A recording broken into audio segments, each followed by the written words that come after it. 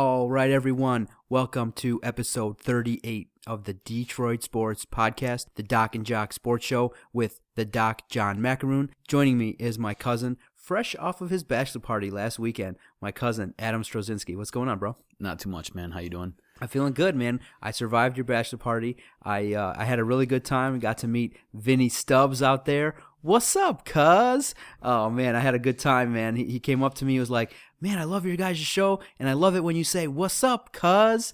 And I was like, man, thank you very much. I appreciate it. And so Vinny would give you a shout-out. Couple shout-outs before we get started here on the podcast. A couple of our listeners definitely deserve some respect. Out there in Arkansas, we got a listener at G3 Coffee. I know he listens regularly to our podcast, and I gave him a shout-out on Twitter earlier today, and I was like, hey, man, how's everything going with the bad weather and everything? And he replied, everything's going good, so hope everything continues to be good out there. He's an avid coffee lover, and he loves our podcast, so always have respect for our listeners, as well as our new listener, Mike, Mike from Facebook, who messaged me today and was like, hey, I enjoyed your show. I'm looking forward to the next episode. So Mike out there, thank you for listening. We appreciate all the listeners out there of our podcast. They love what we do here. And so if you're a new listener and you want to message us, leave us any feedback. We greatly appreciate it. You'll get a shout out from us. So Facebook Mike, I really appreciate you messaging me, and hopefully you continue to listen to us. Facebook Mike was not happy with Scotty Patterson.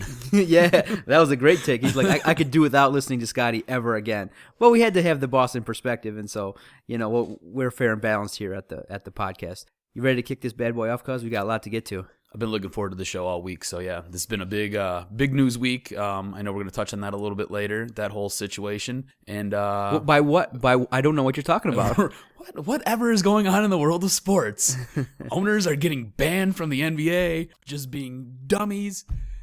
What are we talking about here? Who knows? Anyways, we're real heavy with the Lions draft today, so let's just kind of lay it out for the listeners what we're going to do. Yeah, we're going to hit on the NFL draft. We're going to look at some of the recent rumors that have been kind of percolating, kind of been going on, that we've been listening and reading all over the internet in terms of the rumors that who the Lions are going to take at 10, or if the Lions are going to potentially move up, move down. We'll give you guys some of the options that have been presented out there and kind of go at it. And also we're going to talk about this love affair that everyone has with Sammy Watkins. I just think that this is continuing on day after day, and it's continuing to grow, and I totally am against it. And we're going to debate whether or not the Lions should even consider looking at Sammy Watkins. Also, we have the privilege of having our friend Vito from Churko and Company joining us later on to give his thoughts about the NFL draft. Now, guys out there who don't know, Vito invited us to his college radio show, Churko and Company, and we've been out there. Adam and I have been to the studio, and I called in to them, and we've had a good chat. So we always love extending invitations to our friends of the podcast. So Vito from the Churko and Company show will join us, and we'll have a chat regarding the NFL draft. Also, we're going to play a round of the Doctors in Session. I'm sure Adam has great questions lined up for the king of the couch, and I'm ready to deliver. At the end of the show, the doc has an opinion that has been percolating in the last week, and I have to share it. The king of the couch has some things that's been bugging me, and I have to let it off my chest. So it'll be something that I've been thinking about for the last week. So stay tuned to the end of the show. The king of the couch just has something that I need to get off my chest to be able to move forward, because something's really been bugging me. Is this like the Doc Slams? You're just going to go and you're just going to take it hard in the paint? Doc Slams. Sounds good. I can call it that. All right, cuz. Now, NFL draft is 2 weeks away, and the NFL has been talking about even extending the draft further than what it is now. Right now, it's going to be Thursday, Friday, Saturday, and they're looking at extending it possibly to 4 days. So they're really kind of dragging this out, and kind of the NFL likes to make big statements, and definitely with the NFL draft, they're looking to make a spectacle of this whole ordeal. But for the Lions, they're sitting right there, smack dab at number 10. And a lot of people are talking maybe they should move up and take a player like a Sammy Watkins or a Khalil Mack or a Jadeveon Clowney. There's a lot of players up there in the top 5 that could be impactful, and the Lions are in a win-now mode. And so a lot of people are talking, well, if they move up, who should they take? And in my opinion, the only player that I think they could realistically take is wide receiver Mike Evans if they move up to 6.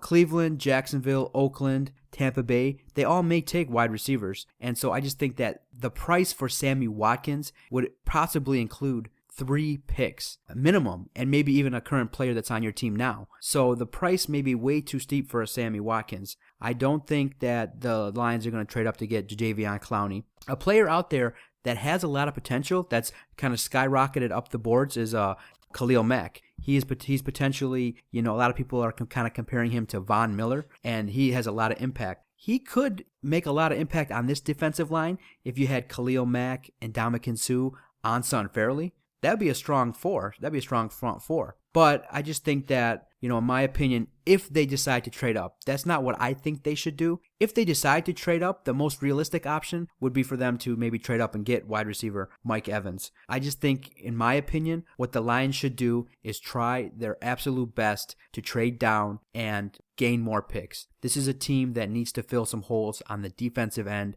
and I just think that it would behoove them to consider moving back, maybe getting a pick in the pick 15, 16, and maybe getting an additional pick in the second round. And maybe a team like Dallas, who has in the past been aggressive and tried to get into the top 10 and who's been struggling, sitting there 8-8 for the past 3 years, they may be willing to trade up and give us another pick in the second round for us to be moved back maybe to I think their pick is 16, and then we can possibly take Clinton Dix if he's still there. So that's my opinion as to what they should do. I think if they stay at number 10, I think that maybe Justin Gilbert or a Darqueze Dennard would be a great fit for them in terms of filling up a need at cornerback. Cuz, what are your thoughts so far on what you've been hearing regarding the rumors with the Lions at 10 or moving up or moving down?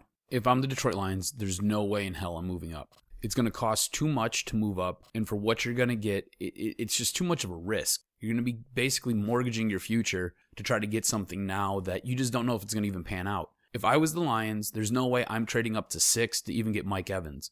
Out of every mock draft that I've seen, I don't see Mike Evans getting drafted in the top 10. He is the second best wide receiver in this class, according to all the pundits and everybody out there, but I'm not trading up to 6 to get Mike Evans. If I'm the Lions, I stay at 10 or I move backwards, and I sit there and I try to fill on my defensive side of the ball. We've talked about this a couple times. They need defense, and more defense. Right now, that offense is... With bringing in Golden Tate, you've got 2 wide receivers, one who doesn't drop a ball, and then you've got Megatron. So you've got 2 wide receivers who can help stretch the field and move the ball down the field with large chunk plays. You've got a running game that sits there and can go between the tackles, can hit the edge, and that also catches the ball. So that offense, I think, is just fine the way it is. You've got a tight end, Brandon Pettigrew. For all of his foils, he's a decent tight end in the league. No! And it hurts me to say that because I hate Stonehands Pettigrew. All right, you got Joe Foyer, who is a big target in the red zone. So this offense it might not be complete, but you don't need to start adding more pieces, especially top picks to it. You can sit there and you can go and you can pick up guys, undrafted free agents. You can get guys in the 5th, 6th round, and you can plug them in on that offensive side. That defense, though, the defense has glaring holes. And if I'm the Lions and I'm sitting there at 10, I'm taking outside linebacker, I'm taking Anthony Barr.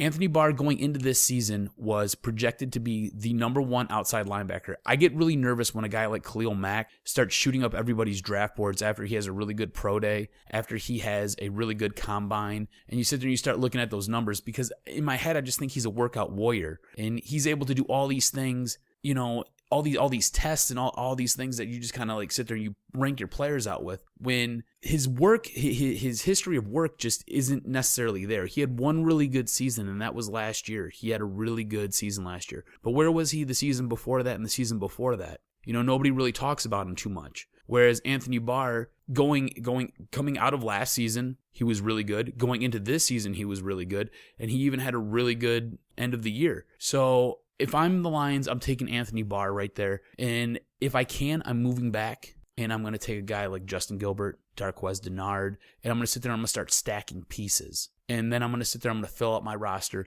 with all these young kids on the defensive end of the ball. That's what I would do. Now, in listening to Martin Mayhew in terms of the draft philosophy, it sounds like, correct me if I'm wrong, that the philosophy is to take the best player available.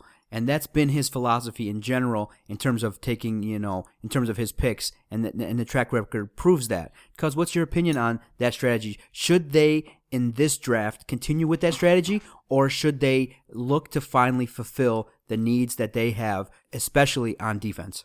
I think you always go best player available. You can start drafting for needs, I think, later on after the third round. But initially, there's the cream of the crop is always at the top. So you always go best player available. Because when you start drafting for need, you sit there and you put yourself in a weird spot where you're sitting there reaching for players who may later fall to you in the second round, and you're going to overvalue them initially, and that causes a problem. And if they bust and they flame out, then you've sat there and you basically shot yourself in the foot by sitting there reaching for them. So I think you always go, especially the first 3 rounds, you always go best player available. I think it works out the best for your team and for yourself. I'm not sure. Do you see different, or how do you feel about this? I just am hesitant to put my full confidence with the Lions in terms of who they're drafting. Obviously they've done a little bit better in terms of Riley Reif, Larry Warford was picked last year in the 4th round. So they've done a better job of getting players that have produced in their first season. Look at Joseph Fourier, an undrafted free agent, came in and had numerous touchdowns and was a big threat. But I'm just looking for more consistency. And so the reason why I asked that question is there's been lots of talk about the Lions falling in love with Sammy Watkins. And, he fits the term best player available if he's there. Now, at 10, most people think that he's not going to be there. Most people have him going number 2 to St. Louis. But, I don't know if the Lions are using Sammy Watkins as a smokescreen to get the player that they want. But part of me thinks they may make a move this year to move up and get Sammy Watkins. They may give up the 10th pick, maybe give up a second round pick, give up their second round pick, as well as maybe future picks in next year's draft, or maybe another pick in the lower rounds in this year's draft to move up to get Sammy Watkins. And so it's going to take a lot. The Rams have all the power in that they're holding the number 2 pick. And I just don't know. I don't understand why the Lions are even considering this. They've had him in now for an official visit. There've kind of been undertones of things he said on social media that says that maybe he thinks the Lions may move up to get him. My personal opinion is I just want them to take the best defensive player that's available when it comes time to draft, because they have enough pieces, I believe, on offense to be serviceable. They have an NFL-ready offense that can compete. And I can just look to last year.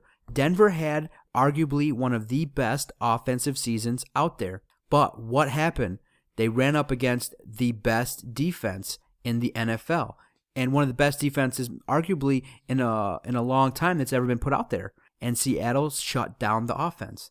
And so I'm leaning toward building this Lions team as a defensive powerhouse. And so you don't know if Sue's going to be here. You don't know how long Fairley's going to last and maintain, his composure or maintain his weight or not get in trouble. You don't know these things. And so I think they need to take advantage of building on the defensive side of the ball and utilizing the talent that they already have. Everyone's in love with Sammy Watkins. Oh my gosh, we would have the best offense. Who could stop us? Well, I just think that, in my opinion, the Lions, and I put out there on Twitter today and kind of got laughed at, that I think that if Joseph Fourier develops, a lot of people think right now he is their number 1 threat in the red zone at 6'7".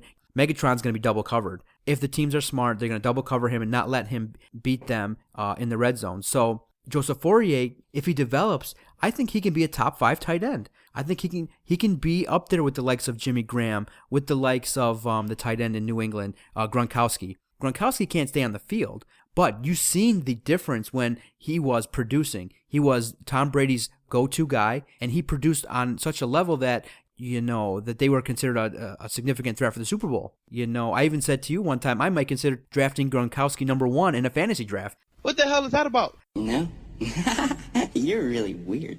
Because of the number of his offensive production. I have a lot of confidence that Fourier can develop into that. And so if you have these threats, now you got Reggie Bush, you got Golden Tate. I like how you laugh after Reggie Bush. You're like, Reggie Bush. Well, he's giggle, inconsistent. giggle, giggle. Yeah, he's inconsistent. Reggie Bush, Golden Tate, Megatron, you got Pettigrew and Fourier. How many more pieces do you need? Matthew Stafford has to develop, and I just think that with Matthew Stafford becoming a little bit more consistent and with the offensive tools they have, they're ready. So they don't need to draft Sammy Watkins. So I don't know. What are your thoughts about Detroit's love affair with Sammy Watkins?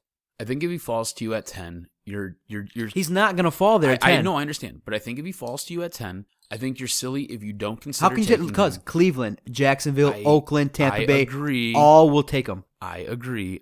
So there's no if. There is no if. Let me finish. I think if he falls to you at 10, you're silly if you don't take him, because by all accounts, this guy is a game changer. He is possibly Kelvin-esque. He has the potential. His ceiling is that high by all accounts. By every pundit out there, by everybody who has invested more time into the NFL draft than I have, you have. Take my time, multiply it by your time. People who are much smarter than both of us all say his ceiling is incredibly high. That being said, I don't think he's going to be there. I think he goes at 4 to Cleveland. I think the Lions would be dumb if they traded up to get him, because you're going to sit there and you're going to mortgage a whole lot for somebody who might flame out.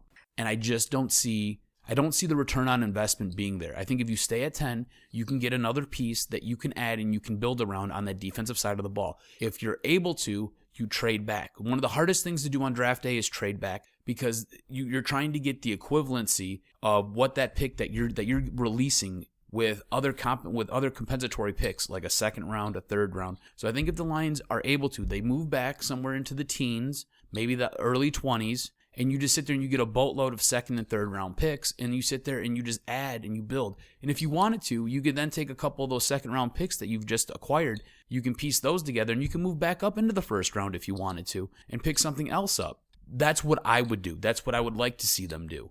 At 10, I'm thinking you take something on the defensive side of the ball. Like I said, Anthony Barr, outside linebacker, taking either Justin Gilbert, Darqueze Dennard, Kyle Fuller, Virginia Tech. You do something like that. I don't think you need to add more pieces on that defensive line per se. I think you can get something that will be serviceable, unless you can trade in Ndamukong Suh. Maybe we'll ask Vito about this, but the only team I see that is possibly able to take on a guy like Ndamukong Suh are the Oakland Raiders. I think he'd be a perfect Oakland Raider. They have the cap space to take him on. They have the cap space to extend him for the contract that he's looking for. He plays like a crazed man, which is what Oakland fans love. So if you could somehow work some kind of deal out with Oakland where you trade Ndamukong Suh to Oakland, and then you have that 5th round, you have number 5. Then at that point, if you wanted to pick up Sammy Watkins, knock yourself out. I don't care if you sit there and you package the 5th pick and you package a 3rd round pick and you go up to number 4 and you take Cleveland's, because all you're doing is you're flip-flopping. No big deal. If you want to do it that way, okay, fine. But after that, at 10, then you can sit there and you can take a defensive tackle if you want. If you want to take Aaron Donaldson, knock yourself out. But I think you sit there, you stay at 10, or you move backwards. You don't trade up. You don't go get Sammy Watkins. You let Sammy Watkins come to you. Now, after the news broke that the Lions re-signed Dan Orlovsky and brought him back here, God knows why, but obviously Touchdown Dano, bro. Right, Touchdown Dano. Right now, the Lions are an ankle sprain. You know why they picked him up? The bar is high. Hell, it's even higher. It's even higher.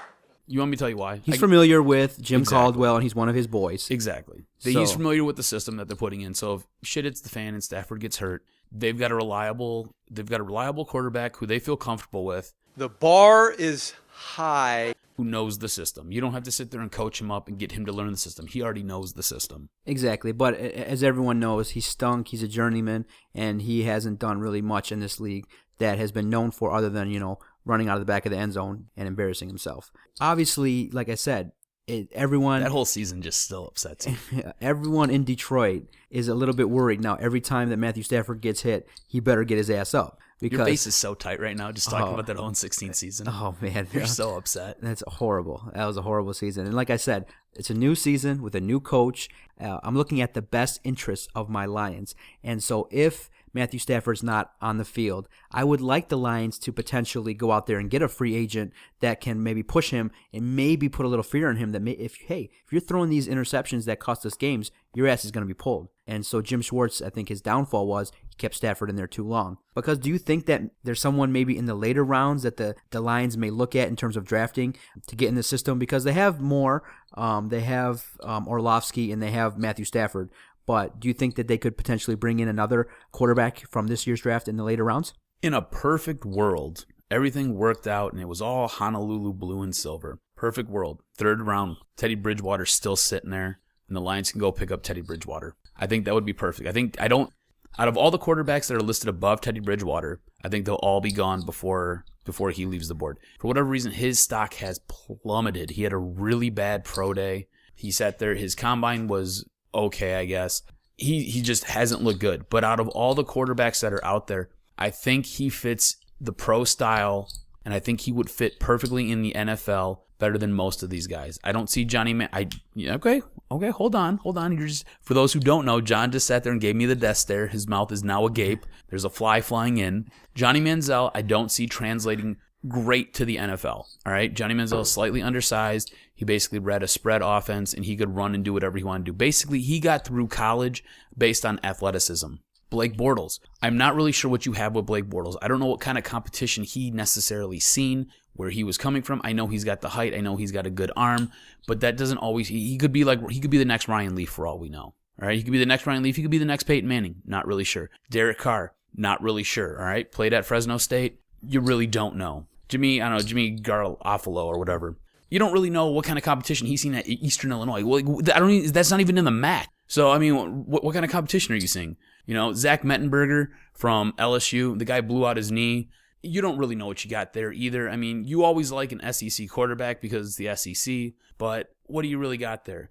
I'm just saying if Teddy Bridgewater falls, and it looks like he might be there in the third round, I would take Teddy Bridgewater in the third round. Man, thank you for that. Thank you for the laugh. Teddy Bridgewater, I got 2 words for you. Andre Ware. Do you guys out there that are long-time suffering Lions fans like me, Andre Ware literally would bounce passes to the receivers in practice. Literally in his early practices, the wide receivers came out and said, dude would bounce passes to them regularly. And I can't believe those words came out of your mouth. Teddy Bridgewater, because NFL pro days are supposed to be set up where you pass to your boys, you're set up at your university, you're set up with your coaches, so you're set up to basically show off.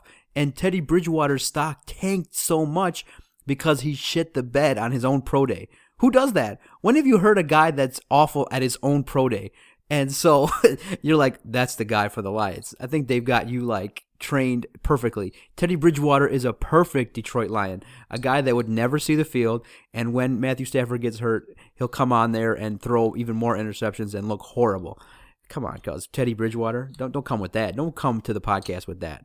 Teddy Bridgewater, I mean, he oh my gosh, he is falling so far that he was some people early on before the combine and the pro day had him as a top 5 pick. He is nowhere near that, and he's nowhere, hopefully, near going to join the Detroit Lions. I just think that, I know the class out there right now in terms of free agents is pretty soft. Nobody that can really compete for Matthew Stafford's job. And that's why I'm really sad that Sean Hill left for the Rams. But I think that, this year the Lions should not draft a quarterback, and they should continue to address other needs in terms of linebacker, cornerback, and all areas of the defense. And so I think you can roll with these 3.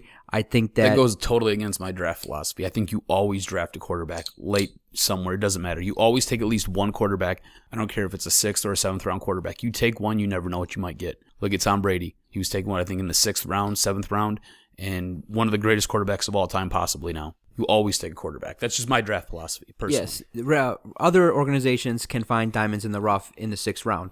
Our Detroit Lions, not so much. We got the Zan Man. It's been a few weeks since I've been able to drop that on you. We got Brian Zanders, bro.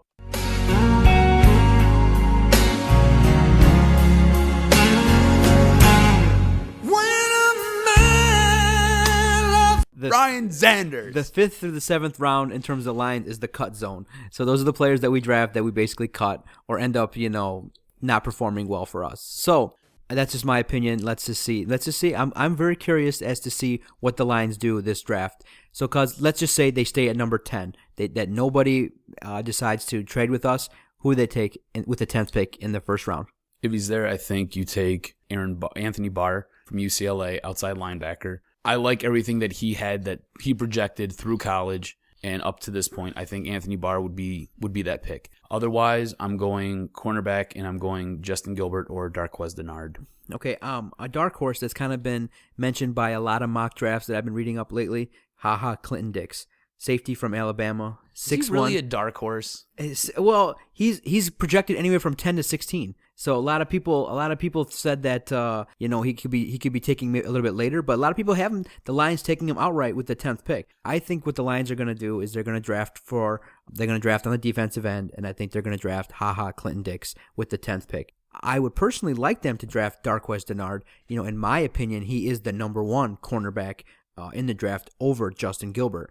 But I just think that for value, you see everything with green and white eyes. Darqueze Dennard is the man, and I think he did a lot for us, and he helped the Spartans win the Rose Bowl. For those who don't know, John has a mini chubster on right now. Let's talk about Darqueze Dennard. Darqueze Dennard is the man. He's slightly hard. He's the man. And so he did a lot more than Taylor Lewan did, and I've seen his name pop up in terms of being there at the 10th pick. And I don't understand that at all. It makes no sense. I don't either. He had a shit season, and he looks lost at certain points out there. And now some of his underclassmen have kind of said that there was a chemistry problem in the locker room, and that Taylor Lewan was kind of hard on the underclassmen, and so that's kind of why that there was some problems in the locker room. So does that surprise you? Does no, he strike no. you as a douche? Yeah. I would not. I would be, like I said, this draft. If you do research online, and Adam and I definitely are reading up often in terms of mock drafts and what people's opinions are. There are so many options. I mean, you have some people having the Lions take Darqueze Dennard. Some people have them taking Clinton Dix, Aaron Donald, defensive tackle. Some people have the Lions taking Taylor Lewan. Some people have the Lions trading up. Some people have the Lions trading down. So this year is kind of open, and so it's going to be great on that Thursday in the first round to see what the Lions do. And I just hope that this season's draft is very important in terms of if they are in a win now mode, then the players that they draft in the first, second, third rounds have to produce, just like they did last year. Warford is a great offensive lineman. Ziggy Ansah was considered to be a project. Came through with several sacks. Do you see what you just said, though? Yeah, those guys were all drafted. I mean, Ziggy Ansah was taken, first for us. They were, 5th overall? Right. But Warford was taken late, and that guy probably argued one of our best linemen all last season.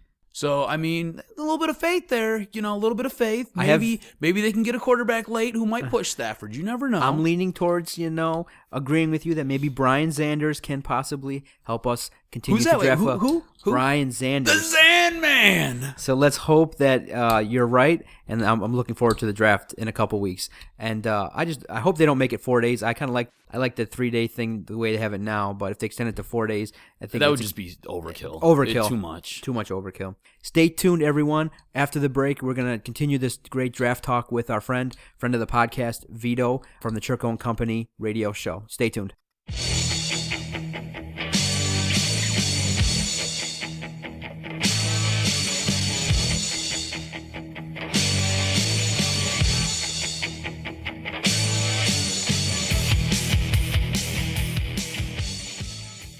All right, everyone. Welcome back to the Detroit Sports Podcast, the Doc N Jock Show.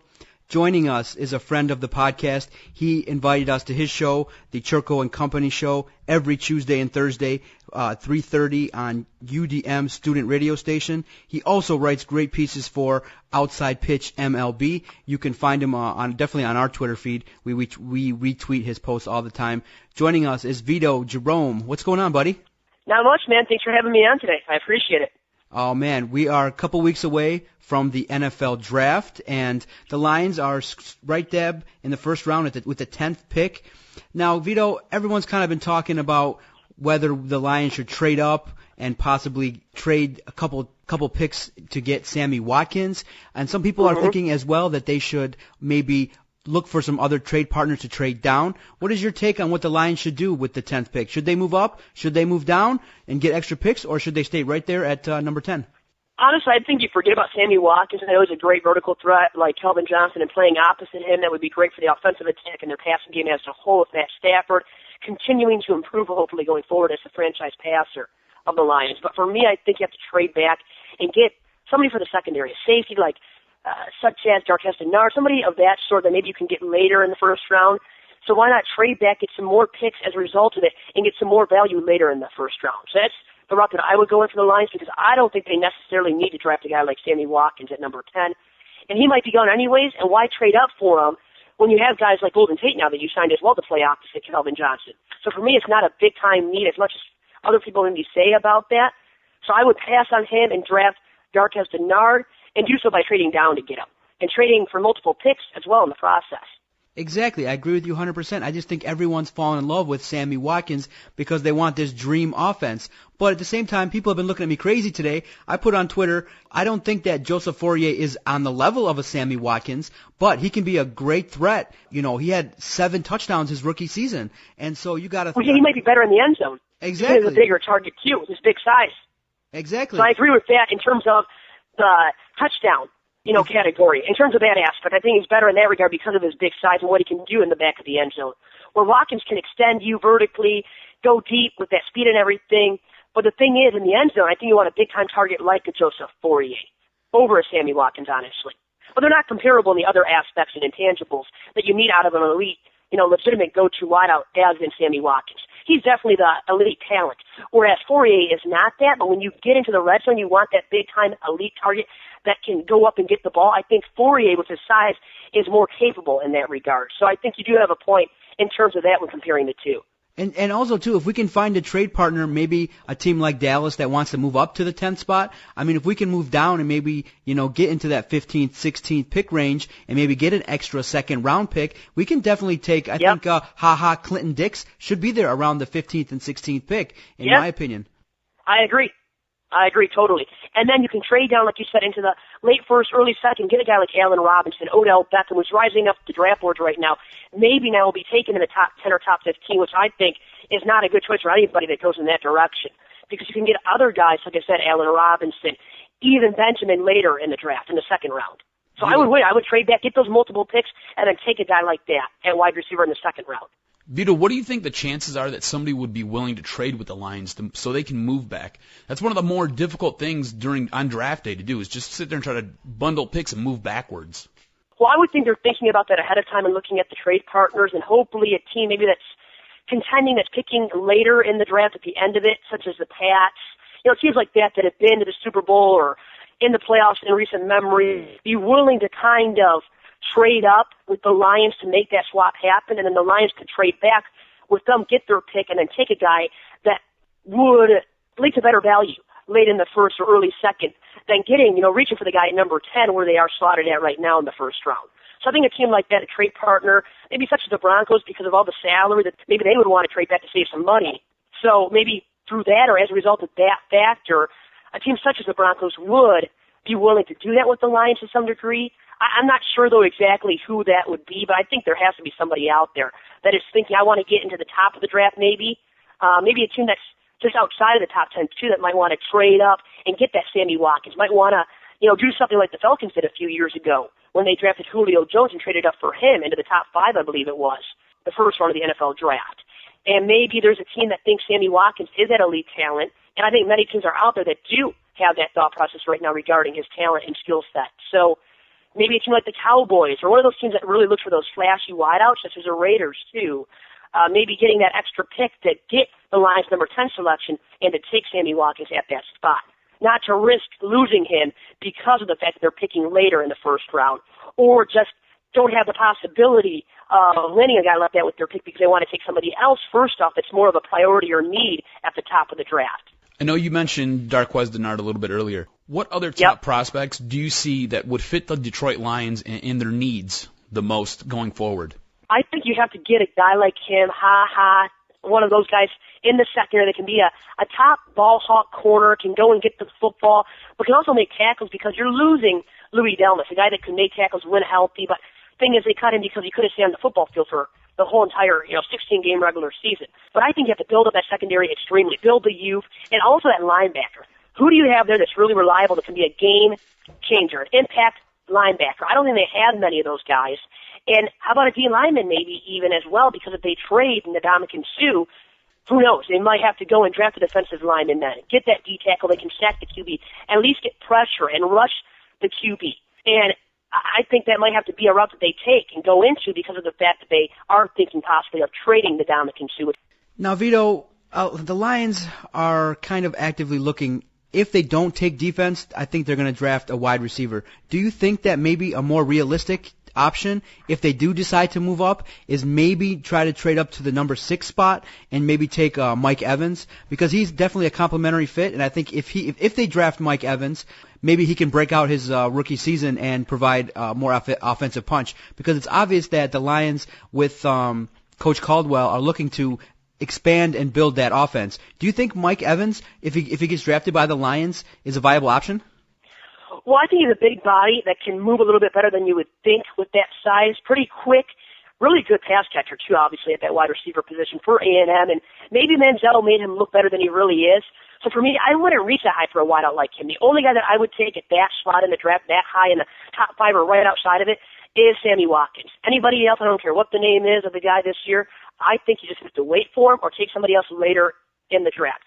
In the late first round part of it, or in the second or third round, because there's so many, I think, wideouts. It's a deep wide receiver class, in my opinion, that you wait to take that guy, and you don't risk a pick that high on Mike Evans, in my opinion. I don't think he's that elite of a talent to where you waste that pick on him and trade up to get him. If you trade up for anybody, it has to be Sammy Watkins. Okay, after pro days and after the NFL Combine, really the name that really kind of took a dive was Teddy Bridgewater. He kind of stunk it up at his pro day, and people were like, "Whoa, what's going on?" Usually on your pro day you're supposed to shine, and he albeit he tanked on his pro day. Do you know of anyone else that you know that's kind of slidden down in terms of their draft status after the Combine and after their pro days besides Bridgewater? I know more about the guys that are rising, like Blake Bortles. I mean, a guy like that is rising. I think maybe as a result of the fact, too, that Bridgewater is falling as mightily as he has been. And I think if you look at the game film from him at Louisville and Bridgewater, I think it's more about the strength of competition in that weak American Athletic Conference. I don't think the competition was good enough on that schedule as a whole to where you could say that he warrants a high draft pick. And I don't know if any QB does, even Johnny Manziel, who a lot of teams are in love with right now, but would you really risk trading up for him and getting a guy that is horrible in terms of character off the field and might lead to trouble, obviously, with his antics here and there? He might be that elite talent, but still undersized. Now, there are guys that do, such as Russell Wilson, just won a Super Bowl and everything, and deservedly so. But so many guys don't make it. Don't make the cut in the league because they're not big enough and everything as that passer with the big enough arm and whatnot, with the intangibles as well that go into a franchise QB that you want to build your franchise around. So for me, you have to really take care of that in terms of your evaluation of a player. Can they really lead your franchise? Because I think many of these guys have the intangibles, the skills, it's a big arm maybe, but how about everything else off the field and whatnot? And I think Bridgewater, has taken a slide of late with the pro day workouts, the combines and everything, and deservedly so, but I think there's more to it, or at least should be in terms of what he didn't do as well maybe throughout the season at Louisville, or maybe the weakness of competition that he faced on a game-to-game, every Saturday basis. Now, Vito, what's been interesting is if you look and do some research, all these pundits have so many different options for the Lions, all the way from Darqueze Dennard to Ha Clinton Dix, potentially defensive tackle Aaron Donald, but also, too, Taylor Lewan's name's kind of creeped up on some mock drafts. What is your take on Taylor Lewan in terms of his potential in the NFL? Well, I would say that Lewan doesn't have the motor necessary. I think a lot of guys maybe you could say that about, such as Clowney, too.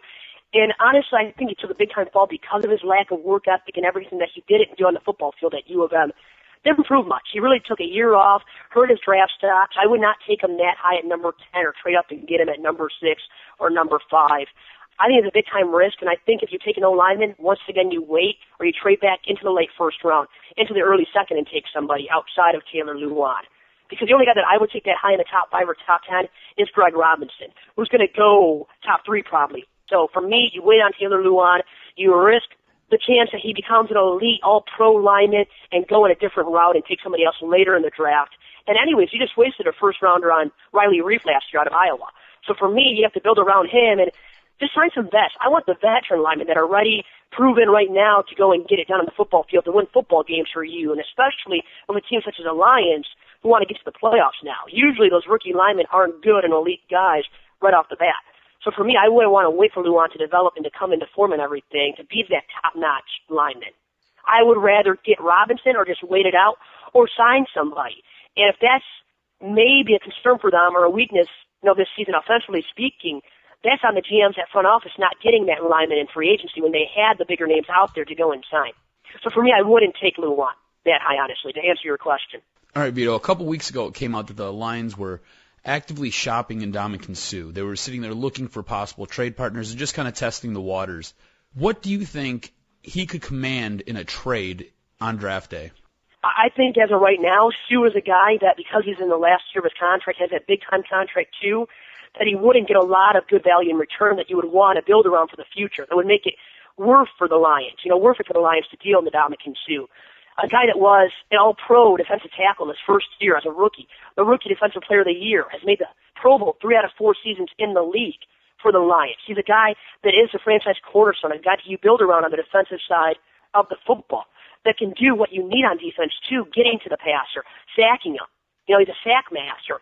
And the thing is, I don't think you'll get that return, a good enough one, of value that will make it, I think, worth it for the Lions to make a deal where you deal Sue. I don't think the return's going to be good enough with high enough talent, good enough talent that you can say makes it deserving of a deal involving Ndamukong Suh. I just don't think that's out there right now because of the fact that teams don't want to deal for a guy that might leave after this upcoming season. So wait it out and try and get a contract done maybe within the season, at some point in the middle of the season, because you want to build around that guy for the long-term future, in my opinion. Because once you lose him, who are you going to logically replace his production with? Who is that guy that you can turn to, the alternative solution that's going to be good enough, to sufficiently replace his production on the line with all his sacks and pass rushes? I don't think they have that guy because Fairley is great, Ansah is great, but how about when Sue's not there? How about now when they're being double-teamed and everything? Are they still that good? They're probably not. And that's my concern with them making a deal for Ndamukong Suh and not getting good enough value in return and not having those suitors that are out there that are right now able or willing to give kind of return that would be worth it for the Lions to deal and pull the trigger on a deal for Ndamukong Suh. So for me right now, I don't think they'll be able to make that deal that good enough in value to warrant them making that deal involving Ndamukong Suh at this point. Vito, what about a team like the Oakland Raiders? Ndamukong Suh would be a perfect Oakland Raider. They're drafting at 5. What if the Lions were able to maybe possibly swing something with the Raiders? They have enough cap space to take on Ndamukong Suh and possibly extend him a contract that he wants. They make questionable moves all the time. So why not a team like Oakland? And we can swap a first round for Ndamukong Suh with them. Well, you can steal that from the Raiders, right? That's the ultimate concern and the reality regarding that. Will they be willing to do that, to pull the trigger on their 5th pick and give that up in the deal for Suh? If they are going to be willing to do that, or another team in the top 3 or something, or if the Texans really wanted to trade back and maybe get the Lions pick, or just get Suh there and get some picks later in the draft from the Lions, maybe that could be an opportunity for the Lions to move up then and to get a guy like Sammy Watkins to draft to Jadeveon Clowney and not have to worry about replacing the production of Suh in the long term.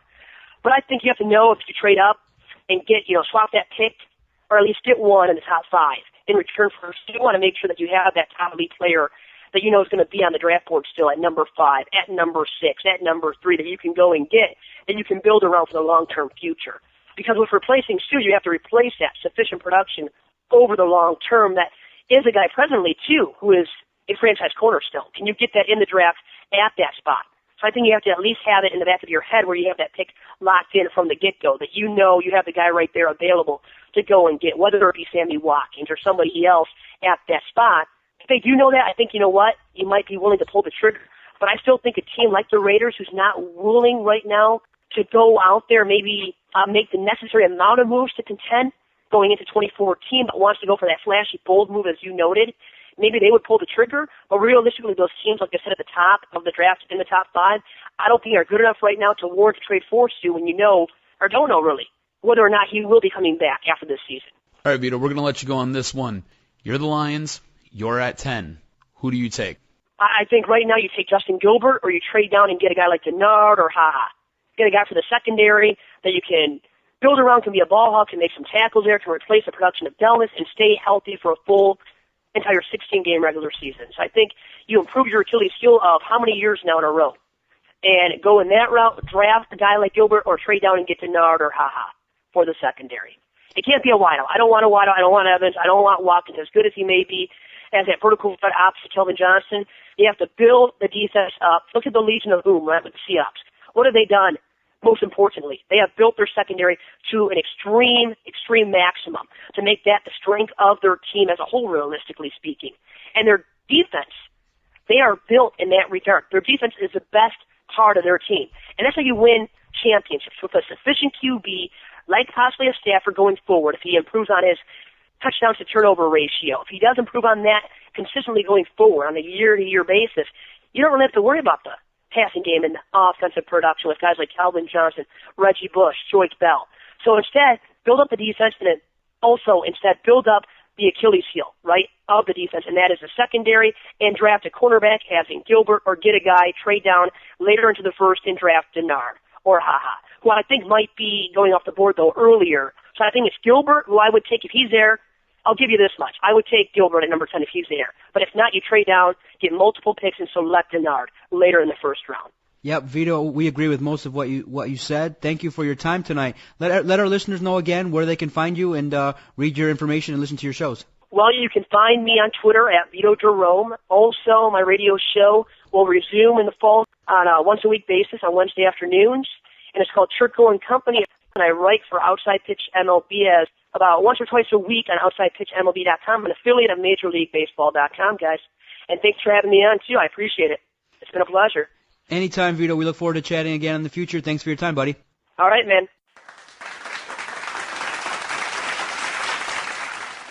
I want to thank Vito. Thanks, Vito brings a noise, and he's great. We always love having a chat with Vito regarding a bunch of different topics, and he definitely brought it for this podcast regarding the NFL draft. Thank you to Vito for coming on the Detroit Sports Podcast. Everyone out there, thank you for your continued support. The way you can support us, the way you can support the Doc and Jock Sports Show is to visit our website at www.detroitsportspodcast.com. We have everything available for Detroit sports fans. We got sports gear, we got sports memorabilia, tickets to all the events at great prices. If you shop online regularly, you can definitely click through the Amazon banner and they kick us back a little love if you buy something from Amazon if you go through our website. Also, too, to help pay for internet costs, we just ask for a simple monthly donation of $1 a month via PayPal. It's ultra secure and it's very inexpensive. $1 a month helps to keep our podcast on the internet for free and helps to pay for website costs. So if you want to support us, visit our website and continue to interact with us on Facebook and Twitter at Detroit Podcast. We can continue to do great shows and bring you this great Detroit sports content. Cuz, you ready for another round of the Doctors in Session? I hope you're ready for another round of the Doctors in Session. The King of the Couch is here. I'm ready to hear what you got, and I almost know what the questions are going to be this week. So it's actually kind of it's easy to be the king, and so I'm ready to go. Here we go. But to be the man, you gotta beat the man, and I'm saying, woo, right here. I'm the man. Woo! Were you digging around my head? What's going on here? All right, you ready? I'm ready. All right, for the 5th year in a row, the Detroit Red Wings have failed to advance past the second round. If you're Ken Holland, what would you look to do this offseason to strengthen this team and make them a cup contender again? Exactly. Another disappointing loss. And I have to give credit to where credit's due. Scotty Patterson came on here and was like, it's done. It's over. I don't see you guys winning another game. And that game 4, was a crusher. Up 2-0, and you blew it. Now, a couple points here, and I'm going to make them quick because I might blow my top with what happened. I don't think that, I honestly thought the Wings could compete in this series. But when you have 0 points from Tatar, Nyquist, Anderson, Yurko, when you have 0 points from your young stars, 0. No points, no assists. And Jimmy Howard has the flu. I mean, a lot of people were talking maybe that he got pulled because he was so awful in Game 2, but he came out in on a little bit of inside info. He had a concussion. He came out and said that wasn't true. Yeah, he had a concussion. Mickey Redmond pointed out in great detail where he got hit and kind of looked a little lost. But 2 things to improve the Red Wings so that they can become Stanley Cup contenders. Boston is a big team, so the Eastern Conference is not filled with teams as big as Boston. They're like a Western Conference team in terms of their size and their strength. You need, step 1, you have to buy out Johan Franzen. Step 1, he needs to go buy out. I mean, how are they going to come out and say that? Amnesty his ass. Amnesty his ass. Last year for it. If you don't use it this year, you lose it. So use it. They're talking about using it on Tutu. Get out of here with that. Get out of here. He doesn't make any money. Who cares? But neither does Johan Franzen. $3.7 million. No, dude. Nothing. And that's pretty inexpensive, but they are still hoping and hoping. You can take that money and you can put that somewhere else. Exactly. They're hoping and hoping that he comes around and becomes the mule of old. And Mickey Redmond said it. Ever since that hit back in Phoenix, he looks like a puss. Dude, he's gone. That's not the mule. He didn't score in, I think it was like 22 games. In the playoffs, I think it's been something like 30-some games he hasn't scored. No, dude. There's no reason for him to even be here. What's the point? He doesn't hurt you. All he's doing is sucking up money right now. He's taking up money against the cap. And the next step, in my opinion, I'm off the train. I think Jimmy Howard has to go. I think if you can find a way to trade him and get maybe a pick, because this year, this is the first year in several years we have a top 20 pick in the first round. So there's a lot of things I want to talk about with the Wings, but that are in my mind. Go ahead, man. Yeah, Just elaborate. A couple rumors have come out that that Shea Weber is available for a trade, and that people want to unload Nyquist, and they're going to ask for a lot. I just hope they don't do that. No, because you don't get rid of Nyquist. Yeah, no, you don't get rid of Tatar. You don't get a. But that's what they're going to ask for. And Kenny Holland said they're looking for a top 5 in the world defenseman to pair up with, the young defenseman that they got now. I don't want that to happen. Don't trade the core group that you have now, because they've already done it to get Legwand. They traded a great young talented player. I can't even say his name to get David Legwand here, and he did nothing. Absolutely zero.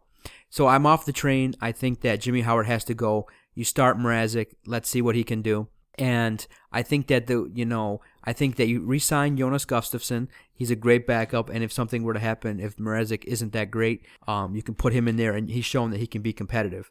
So I just think that you have to continue to get a little bit bigger, and I think that in order to become a Stanley Cup contender, I just think that the young players that they have now have to grow and develop. And please, I mean, it's great. None of the players are going to be back, like Samuelson, Tutu, Bertuzzi. They're all gone. Cleary, they're all gone. Wipe them out. Bring in even more young players, and maybe potentially sign 1 or 2 free agents that can put the puck in the net consistently on the power play, and you have a chance to go deep. This is a young Wings team. I think that they are 2-3 years away, and I don't know if they can continue to rely on Zetterberg and Datsuk, because they're often injured. And so it's time for the young guys to take over. They've gotten the experience now. They have to perform when the time comes, and if Jimmy Howard's in the pipe, you're not winning a cup.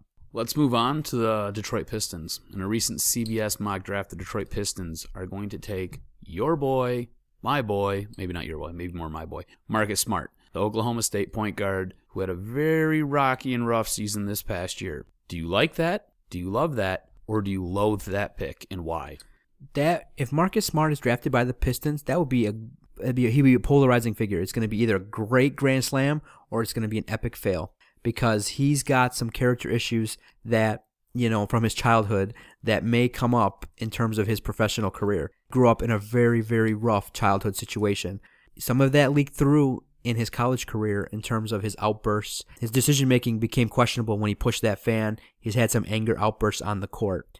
But on the other end, he's got a lot of potential to be hungry and to play and to want to be like Isaiah Thomas. Will cut your throat off to try to win. That's the kind of player you need here in Detroit.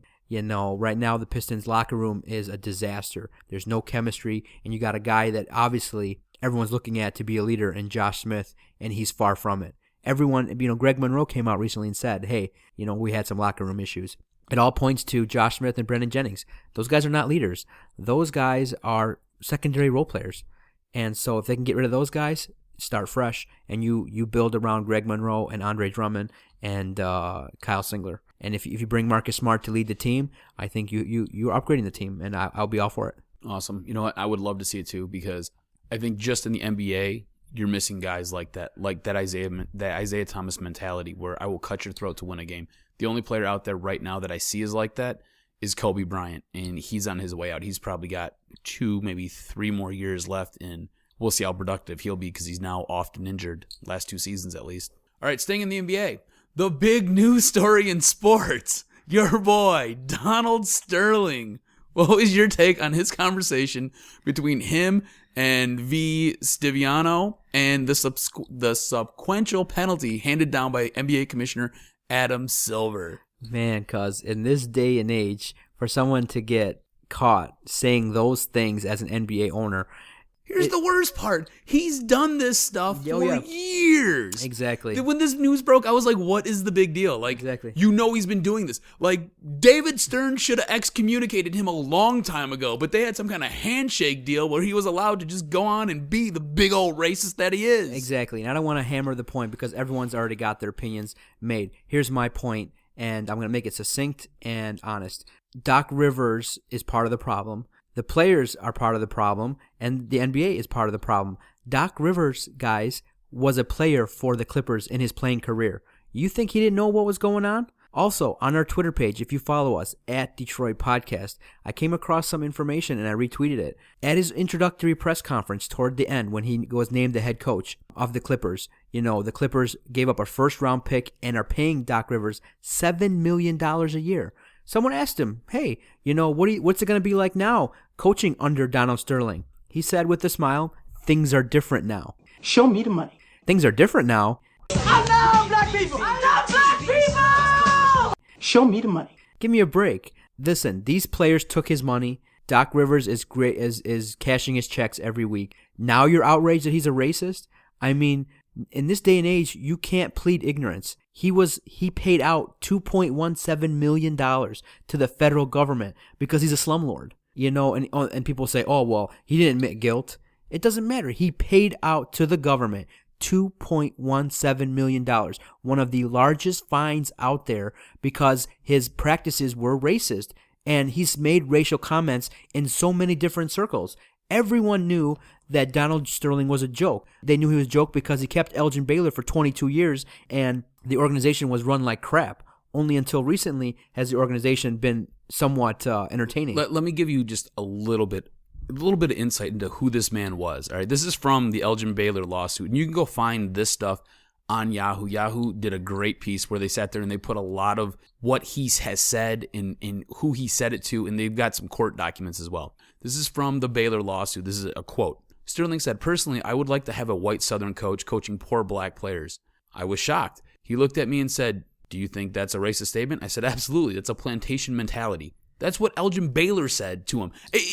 He just doesn't get it. Like he's like 81, and that guy apparently where he comes from, it's still okay to go around and burn crosses and do just retarded things like that. I just don't. He's an idiot. He's an idiot. Like, I'm floored. I just don't get why he's still around, and he won't be around for much longer. No, the hammer got dropped on him.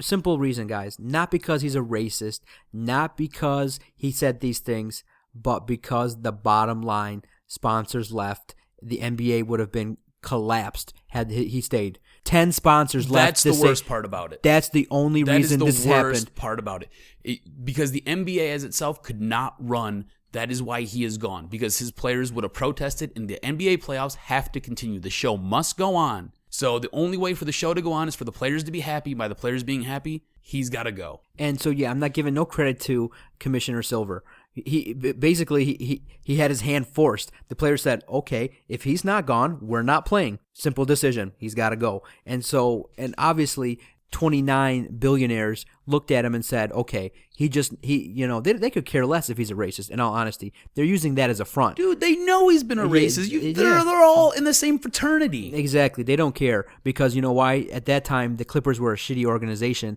and they had no attention. So they're like, okay, let him do his thing. But once he said these comments, he cost the NBA a ton of money, and he could potentially have cost them hundreds of millions of dollars, and that's why he's being forced out. The NBA, if they wanted to regulate this man, they could have obviously taken this issue up when there have been so many articles about Donald Sterling. This isn't news. I already knew this. It's just now he said it on tape. And so now you have opened up a whole new can of worms in that, all these gold digger girls out there will be like, oh, boom, I'll snap a conversation with an athlete or two, send it to TMZ, and this might not be the only time this ever happens. There may be more tapes, more of his comments coming out. You know what? Here. He's such a hypocrite, too. And Donald Sterling's such a hypocrite that V. Stiviano, in the lawsuits that were filed against him for being a slumlord, he went against black people and Mexican people. His girlfriend or his mistress or whatever she was black and Mexican. Like, he's the biggest hypocrite out there. He's a mess. This is the point I'm trying to make. He's a mess. The only problem is he is going to be so wealthy after all of this. He bought the Clippers for about $12 million. The Bucks just sold for $550 million. This is in LA. Yeah. These are the Clippers. They're a much better organization than the Milwaukee Bucks were. It's going to go for at least $850 million. Yep. Do you know what the return on investment is right there? Yeah. It is astronomical. Yep. Astronomical. He'll be the most wealthy racist in all of LA. Exactly. And so because I'm a psychologist, so when these things happen, my first reaction is, how come nobody tried to reform this man? This man has lived his life all this time, and nobody has sat with him and said, hey, you got to change your attitudes. Nobody, the NBA didn't, as a family, didn't like circle with him and say, hey, listen, you can't act this way. And so in this situation, I would have had more respect for Commissioner Silver if he commissioned a roundtable and made Donald Sterling sit there and understand the impact of his words. You need to sit there with Magic Johnson, LeBron James, sit in a room with Mr. Sterling, and he may not change. Maybe he's a curmudgeon old man that'll never change. But he needs to sit in a room with these African-American leaders and athletes and understand the impact of his words and try to reform him.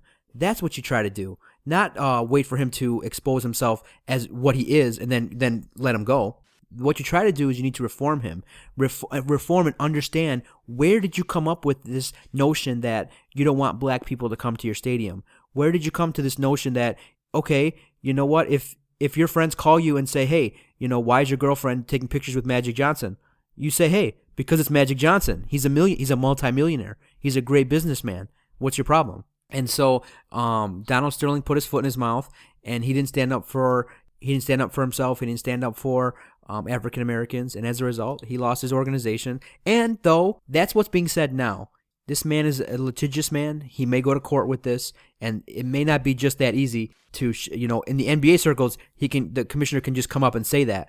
But there's freedom of speech in the United States, and this was a taped conversation, whether it was consented or not. This was a taped conversation, and, it was in the privacy of his home. And so it'll be interesting if he goes to court, what a court of law would say in terms of this action. Should he be forced to sell the team? Few things. The one thing I will give Adam Silver credit on, in the statement that he had crafted, he had basically put all the onus on the other 29 owners by basically saying it's now the owner's turn to step up and push him out. So he basically had said, this is what I'm doing, and I'm doing this for the sanctity of the league and for the whole, just basically the shield of the NBA. And now it's now on these 29 other men to sit there and do the same for the shield and protect the shield and the integrity of that shield. So what he did, I thought, was masterful in the way he did that and crafted his statement to basically put everything on the owners to now push out Donald Sterling. And he will fight this. He will go to court. He is a very litigious man. He loves lawsuits. He will fight this all the way through. He's going to sit there and he's going to try to make this as long and painful for the NBA as possible. The one thing where he might have a loophole is he was essentially blackmailed, and blackmail is illegal. So how credible is that evidence where he is saying what he is saying? The court of public opinion, he's a jerk, he's an asshole, he's a racist, all right? But the way the court will look at it, I don't know if they'll count that evidence because blackmail is illegal, you can't do it. And I think LA, the city of LA and the state of California, I think they have strict rules on blackmail. So I don't know how far that's going to go and where that's going to go. Yeah, and because in this situation, he may take it legally, but if he retains his team, he'll have a team with no players. That's right. So essentially, he'll just fight it just to be right. Right. Because he obviously, in terms of marketing, in terms of sales, in terms of having respect to the players, nobody in their right mind would ever play for him again. Our point is this. It shouldn't have taken this phone call to reform him. He's 81 years old, man. Shouldn't have took this long. He shouldn't have. Seriously, he shouldn't have been in the NBA this long. Exactly. David Stern and the other owners should take responsibility that this man was allowed to be an owner and was allowed to maintain these thoughts for all these years. After everything that's been said, he needed to be in counseling. He needed to be talked to. He needed to be at least try to reform his thinking, and they failed in that respect. And like I said, Doc Rivers can sit up there and act like he was shocked and things like that, but you played for the man. You're telling me you never once looked him up or never once heard of what he was doing, but once he cut you a check for $7 million, it's all good.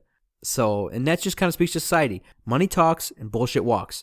And so that's just how it is. And maybe with this incident, we'll start looking at digging deeper at people's personalities before it's too late. And we'll see what happens. All right. The doctor's been stewing on something for the last couple of days, and I'm ready to unleash. Pictures came out recently of the old Pontiac Silverdome, and they are horrid online. This Greek company out there was supposedly supposed to kind of renovate the Silverdome after they got it really cheap. The citizens of Pontiac were kind of offended that, they picked up the Silverdome for like less than $1 million. They picked it up on the cheap. And they did bring one soccer event to the Silverdome about 3 years ago. And It was a good time. I was there. I was there too. And since then, absolutely nothing. The Silverdome sits there now in ruins. How could this have happened? The Pontiac Silverdome can be used to generate revenue, can be used for so many different things. And right now it's sitting there as a dump. The old Detroit Lions football stadium, where I know Adam has had so many memories. I've had so many memories there. You know, some of them good, some of them not so good. But for the Pontiac Silverdome to be sitting in ruins and for pictures to be shown online of, you know, the old Silverdome in the state that it's in is a disgrace. And I just think at this point in time, if anyone out there can at least rebuild it or can renovate it or at least tear it down, you know, don't leave it like that in shambles for us to see. It's not right. You know, these old stadiums, you can do so much with them. They can be used as residential property. They can be used as commercial property. But don't let it sit there as an eyesore. And that's just a shame. And it's a question as to why that's happening. And that just upsets me on so many different levels. So for the city of Pontiac and for everyone out there that's been a fan of the Lions, do something with the Silverdome and don't let it just sit there to be an eyesore.